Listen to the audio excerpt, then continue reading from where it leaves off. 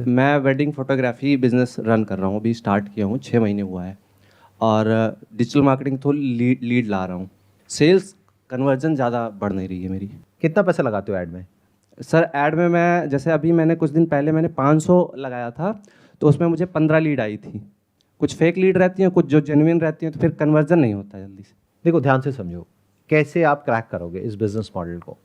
इसमें प्रॉब्लम क्या होगी, जो भी लोग आपके पास में आएंगे वो आते ही सबसे पहले आपसे ये पूछेंगे कि आप बताओ आपने क्या क्या काम किया है। Yes sir. और आपके पास ज़्यादा कुछ है ही नहीं दिखाने के लिए। Yes sir. जो है वो भी कोई बहुत अच्छी क्वालिटी का नहीं है। मैं ठीक कह रहा हूँ? Yes sir. यस।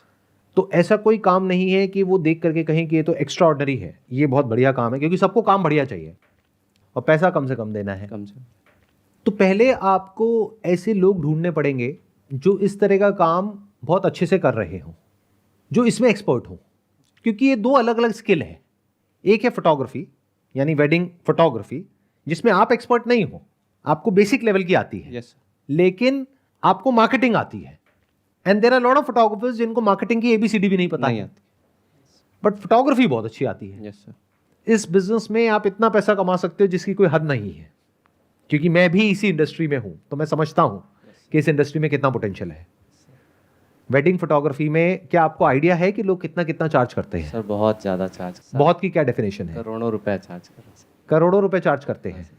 ऐसे किसको जानते हो आप जो करोड़ों रुपए चार्ज करते हैं? सर जो सेलिब्रिटी वेडिंग फोटोग्राफर है, हाँ, वो लाखों रुपए चार्ज, करोड़ों नहीं होगा शायद, लाखों। वैसे आपने बोला ठीक था, लेकिन आप खुद ही डर गए बोल करके। आपको लगा कि करोड़ों शायद ज्यादा हो गए। करोड़ों मैंने रुपए सुना भी था। चार्ज करते हैं। पॉडकास्ट वगैरह में सुना था, बट हाँ, क्लियर नहीं था। सही सुना था आपने। Yes sir.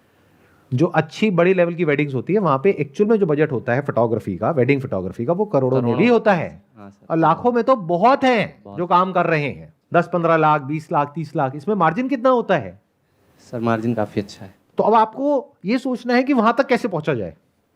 क्या आपको ये समझ आ रहा है कि जो भी आपका कस्टमर है उनको एग्जैक्टली क्या चाहिए? I am not talking about superficially, I am talking about actually उनको आपसे क्या चाहिए। मतलब कि आप जो कर रहे हो वेडिंग फोटोग्राफी, वो करने वाले बहुत लोग हैं, उनके पास में 2-4 ऑप्शन नहीं है, बहुत सारे ऑप्शंस हैं।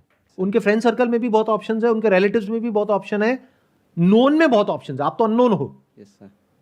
तो उनको एक्चुअल में ऐसा क्या चाहिए जो अगर आपसे उनको मिल जाता है तो वो आपसे काम कराएंगे और कहीं से काम नहीं कराएंगे, क्योंकि वो चीज दे ही नहीं सकते हैं। लगाओ दिमाग। Can you do something like that? Sir बहुत अच्छे मोमेंट उनके जो हैं वेडिंग के, जो सबसे अच्छे मोमेंट है वो उनको चाहिए। उसकी क्या डेफिनेशन है? वो तो सभी कहेंगे कि अच्छे मोमेंट है। मतलब आप भी जा रहे हो अपनी प्रेजेंटेशन देने, आप कह रहे हो कि मैं 70,000 रुपए चार्ज करूंगा, कोई और है वो कह रहा है मैं 60,000 चार्ज करूंगा। सब कह रहे हैं कि देखो हमने बेस्ट मोमेंट्स कैप्चर करे हैं, सब अपना बेस्ट काम दिखा रहे हैं। कोई भी अपना घटिया काम नहीं दिखाएगा, सब अपना बेस्ट काम दिखाएंगे, क्योंकि इस लाइन में आपको जज किया जाता है उसके बेस पे नहीं जो आपका सबसे अच्छा काम है, बल्कि उसके बेस पे जो सबसे घटिया काम है। तो घटिया काम को तो दिखाना ही नहीं होता है, सिर्फ अच्छे काम को दिखाना होता है, चाहे कम दिखाओ। ये भी बहुत लोग गलती करते हैं। सामने वाला पूछता है हाँ भाई कितना आपने काम किया है, लो जी मैं सब कुछ दिखा रहा हूं, और उनकी नजरें जाकर के अटकेगी सबसे घटिया काम पे। ये क्या है? यहां से थूक निकल रहा है, तुमने शूट किया हुआ है। ये कोई शूट करता है ना भैया, मैं तुमसे नहीं कराना। तो जो बेस्ट है वही दिखाओगे ना। Yes, sir. आप भी और बाकी लोग भी। Yes sir. तो उसमें अलग क्या है? वो आपसे क्यों कराएंगे? यही डिफरेंशिएट करना है सर। कैसे करोगे? ये तो सब्जेक्टिव हो गया, this is not objective. Subjective मतलब समझते हो, मतलब ये तो एक पॉइंट ऑफ व्यू है। आप कह रहे हो कि मेरा काम अच्छा है, वो कह रहा है उसका अच्छा है, वो कह रहा है उसका अच्छा है, और कस्टमर को कुछ भी नहीं पता किसका अच्छा है। कस्टमर को तो एबीसीडी भी नहीं पता। कस्टमर को नहीं पता रहता सर। कस्टमर को तो पता ही नहीं क्या बढ़िया लाइटिंग क्या बेकार लाइटिंग। वो तो बेकार लाइटिंग को बढ़िया बोल देगा। Yes sir. पूरे फेस को चमका दो, वो कहेगा वाह बहुत बढ़िया लग रहा है। और थोड़ी सी डेप्थ क्रिएट कर दो, लाइट एंड शेडो, वो कहेगा ये क्या है, काला काला कर दिया। यस। अच्छे को बुरा बोल देगा, बुरे को अच्छा बोल देगा। यस। तो क्या आप कुछ ऐसा कर सकते हो कि आप उस लीग में आ जाओ जिस लीग में लोग 50-60 हजार रुपए या लाख रुपए चार्ज नहीं करते हैं, 2-3 लाख रुपए 5 लाख रुपए चार्ज करते हैं? क्या उस लीग में आप आ सकते हो? और अगर आ सकते हो तो उसके लिए आपको क्या करना पड़ेगा? I am not sure. आप कहाँ कर रहे हो ये काम?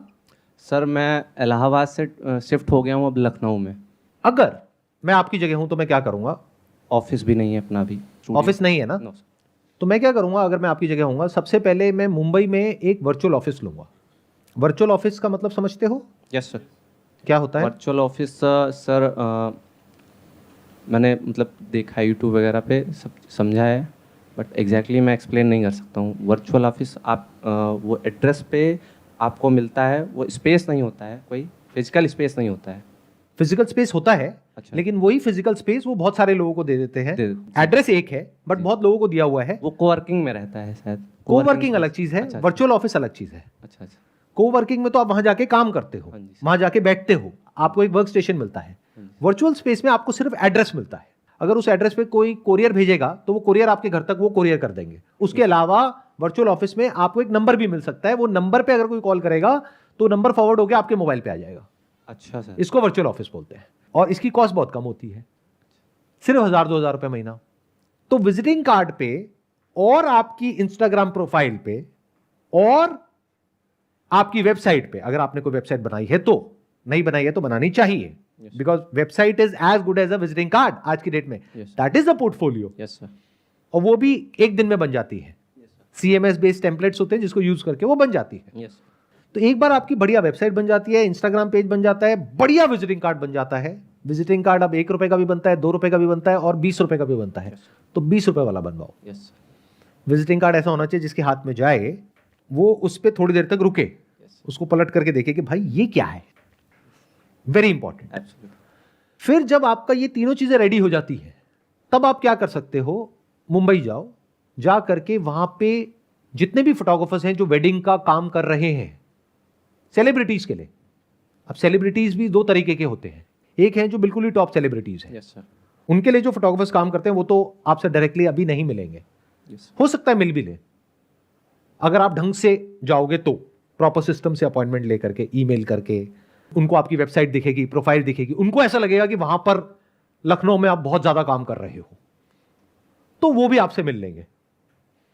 और बहुत सारे ऐसे फोटोग्राफर्स होते हैं जो काम करते हैं टेलीविजन सेलिब्रिटीज के लिए, इन्फ्लुएंसर्स के लिए, उनकी वेडिंग शूट करते हैं, वो बड़ी आसानी से आपसे मिल लेंगे क्योंकि उन्हें एडिशनल बिजनेस मिल रहा है। यस।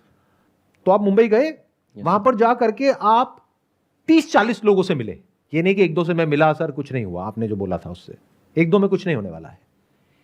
30-40 से मिलोगे, उसमें से 20-30 मना कर देंगे, कहेंगे नहीं हमारा कोई इंटरेस्ट नहीं है आपसे बात करने में, ना आपसे टाइप करने में। 40 में से 4-5 ऐसे जरूर होंगे जो कहेंगे कोई दिक्कत नहीं है, आप काम लेकर के आओ, काम मैं करूंगा। तो बोलो कि हमारे पास कस्टमर्स बहुत है, वहां पर काम बहुत है, आप मुझे बताओ मैं आपके लिए काम लेकर के आऊंगा, मुझे कितना % दोगे? वो कहेगा मैं आपको 20% दूंगा। आप बोलो नहीं 40%, चलो 30% में डन। अब क्या हुआ यहां पर, अगर आप समझ पा रहे हो तो सोचो, थोड़ा सा दिमाग लगाओ। आई थिंक एक अच्छा पोर्टफोलियो, मेरा बहुत अच्छा पोर्टफोलियो बन सकता है। अच्छा या बहुत अच्छा नहीं, बहुत अच्छा पोर्टफोलियो, ड्रीम पोर्टफोलियो। पोर्टफोलियो बन सकता है। कोई भी इंसान है, कैसा भी है, उसको क्या चाहिए? अगर कोई ब्राइड है, वो कैसा लहंगा बनवाती है? वो कहती है उस एक्ट्रेस ने जो अपनी शादी पे पहना था वो तो है 20 लाख का लहंगा, लेकिन मुझे चाहिए 20,000 में, लेकिन चाहिए वैसा ही। ऐसे चाहिए। समझे मैंने क्या कहा है? मैं ठीक कह रहा हूं, गलत कह रहा हूं? ये बेसिक साइकी है। Yes sir, absolutely. They want to look exactly like them. और अगर ऐसे 4 बंदे आपको वहां पर मिल गए हैं जिनसे आपने टाई अप कर लिया है और आपकी वेबसाइट में उनकी डिटेल आ गई है, उनके पोर्टफोलियो के जो बेस्ट शॉट्स हैं वो आ गए हैं, इंस्टाग्राम पे आ गया है, और आप कहते हो मेरा उनसे टाई अप है, तो अब आप एक पूरी की पूरी रेंज ऑफर कर सकते हो कि आप बताओ आपका बजट कितना है। मेरे पास 20 लाख वाला भी है, 10 लाख वाला भी है, 5 लाख वाला भी है, 50,000 वाला भी है। रातों रात आप वहां पहुंच गए जहां पहुंचने में शायद आपको 20-30 साल लगते। इसको बोलते हैं smart way of working. Sir एक वर्चुअल ऑफिस का एक प्रॉब्लम है सर कि क्लाइंट विजिट करना चाहता है ऑफिस। क्लाइंट इतना वेला नहीं है कि वो लखनऊ से मुंबई आएगा। अच्छा, लखनऊ के क्लाइंट के लिए। Okay sir. आप ये काम लखनऊ के क्लाइंट के लिए ही करोगे ना? Yes yes sir. मुंबई के लिए तो वो खुद ही कर लेंगे ना, वो आपसे क्यों करवाएंगे? Yes sir. उन फोटोग्राफर्स के लिए भी बेनिफिट तब है जब आप उनके लिए कोई ऐसा बिजनेस लेकर के आ रहे हो जिसको वो खुद कैप्चर नहीं कर सकते हैं। तो आप बोलोगे कि आप मुंबई में अगर चार्ज कर रहे हो 10 लाख रुपए, तो मैं वहां से आपके लिए बिजनेस लेकर के आऊंगा 15 लाख रुपए का। जिसमें 5 लाख मेरा, 10 लाख आपका, वो बंदा क्यों मना करेगा? Yes sir. अब अगर ये बिजनेस आया या नहीं आया, दिखाने के लिए आपके पास में कुछ ऐसा हो गया कि आप लखनऊ के नंबर 1 वेडिंग फोटोग्राफर बन गए यस सर। रातों रात।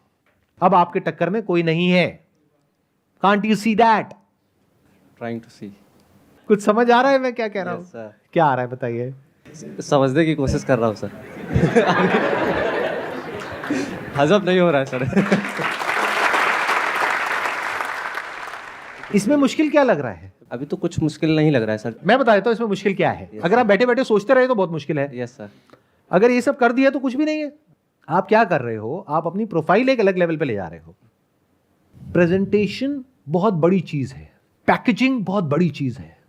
If not more important than product, it is as important as product. Yes sir. So I am talking right now about packaging, I am talking about presentation. सोचो कि ऐसी television celebrities जिसका कि वो लड़की TV पे शोज देखती है, वो लड़की और उसकी मां, और जिसके जैसा लहंगा बनवाने के लिए, जिसको इंस्टाग्राम पे वो फॉलो कर रही है और जिसके जैसा लहंगा वो बनवाना चाह रही है, उसको ये पता लग जाए कि जिस फोटोग्राफर ने उसकी वेडिंग शूट करी है, उसी फोटोग्राफर से मैं भी अपनी वेडिंग शूट करा सकती हूं। तो क्या पता वो बजट जो अभी 1,00,000-1.5 लाख रुपए है, वो बढ़ करके 10-15 लाख हो जाए। क्योंकि आप कैसे बता सकते हो कि सामने वाले के पास में कितना पैसा है? आपको नहीं पता है। वो अभी कह रहे हैं मेरा 1,00,000-1.5 लाख का बजट है, बट एक्चुअल में देखो उनकी औकात कितनी है। दोनों में बड़ा फर्क होता है। बजट क्या होता है? हर कोई बोलेगा आकर के मेरा बजट है 1,00,000 रुपए का। What do you mean by budget? एक है बजट, एक है उसकी पेइंग कैपेसिटी। बजट होता है बोलने के लिए, और बजट सबका कम होता है, किसी का ज्यादा नहीं होता है। ज्यादा नहीं होता। अगर एक्चुअल में उनकी पेइंग कैपेसिटी होगी 10 लाख, वो बोलेंगे बजट है 50,000। लेकिन जैसे उनको पता लगे कि अच्छा ऐसा भी हो सकता है, तो चलो शादी तो एक ही बार होती है ना। मेरा बेटा कह रहा है कि फोटोग्राफी तो अब हम उन्हीं से कराएंगे, तो करा दो। आपका क्या गया? नाम उनका, काम उनका, कमीशन आपकी। और प्लस एक बार भी ऐसा एक काम आपने कर लिया तो आपका लेवल कहीं और ही पहुंच चुका है। क्योंकि अब जो लेवल का आपको काम मिलेगा वो उसी लेवल का होगा। हर लेवल पे लोग एग्जिस्ट करते हैं। लोग फोटोग्राफी में 5,000 भी चार्ज करते हैं, 50,000 भी करते हैं, 5 लाख भी करते हैं, 50 लाख भी करते हैं, 5 करोड़ भी करते हैं। जिस सर्कल में आप घुसते हो उसी सर्कल के लोग मिलते हैं, क्योंकि वहां पे उसी तरह के लोग आते हैं उस वेडिंग में। तो जिस लेवल पे आप काम करोगे उसी लेवल पे आप अटक जाओगे। तो इस लेवल को बढ़ाना कैसे है वो मैं आपको बता रहा हूं। Yes sir. बिना कुछ करे। क्योंकि अगर मैं आपको बोलूं कि आप खुद जाओ और जा करके उन सेलिब्रिटीज का शूट करो, वो तो पॉसिबल नहीं है। बट जो करते हैं, अगर उनको उनका फायदा नजर आया तो वो तो आपसे टाइप कर लेंगे ना। अब वो जो फोटोग्राफर्स हैं वो आपसे तब टाइप करेंगे जब उनको लगेगा कि आपका और उनका लेवल सेम है। तो जैसे आप अपने आप को प्रेजेंट करोगे, उससे पहले आप रिसर्च करो कि वो फोटोग्राफर अपने आप को कैसे प्रेजेंट करता है। देखो उसका वे ऑफ ड्रेसिंग कैसा है। आजकल तो सोशल मीडिया पे सब कुछ अवेलेबल है। देखो वो किस तरह के कपड़े पहनता है, किस तरह के जूते पहनता है, किस तरह की दाढ़ी है, किस तरह का चश्मा है। क्या उसको आप कुछ हद तक मैच कर सकते हो? तो वो इंसान जैसे ही आपसे मिलेगा, इमीडिएटली उसके माइंड में एक बायस क्रिएट हो जाएगा कि ये मेरे जैसा है तो मैं इसको पसंद करता हूं। अब यहां पे साइकोलॉजी बीच में आ गई है। You cannot sell anything till the time you actually understand psychology, whether knowingly और अननोइंगली। क्या कुछ क्लियर हो रहा है? सर काफी कुछ क्लियर हो रहा है। काफी कुछ क्लियर हो रहा है। तो उस इंसान से मिलने से पहले आप अपनी अपीयरेंस को जैसी बनाओगे कि उस इंसान को लगे कि ये तो मेरे जैसा है। तो जो जिसके जैसा होता है उसको अपने आप ही वो इंसान अच्छा लगने लग जाता है। तो अगर उस इंसान को आप पसंद आ गए तो वो आपसे टाइप करेगा। अगर उसने आपसे टाइप कर लिया और अपने काम को आपकी वेबसाइट पे अपलोड करने की परमिशन दे दी, तो आपका काम तो ऐसे ही हो गया बैठे बैठे। अब आपने सीधा जाकर के बेसिक साइकी को हिट कर दिया। Wish you all the best. Thank you so much sir. Most welcome ji.